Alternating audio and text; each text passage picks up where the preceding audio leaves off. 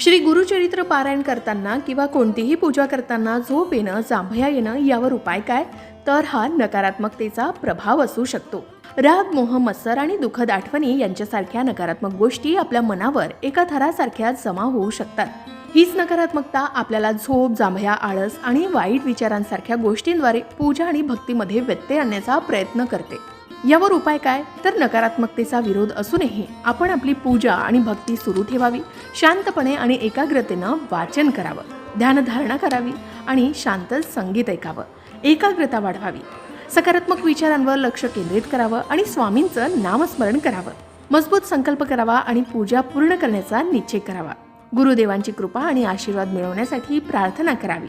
कारण पूजा, नामस्मरण आणि भक्ती यामुळे मन आणि आत्मा शुद्ध होतो. ईश्वरी शक्ती या नकारात्मकतेला बाहेर काढून स्वतःची जागा निर्माण करते असं सांगितलं जातं.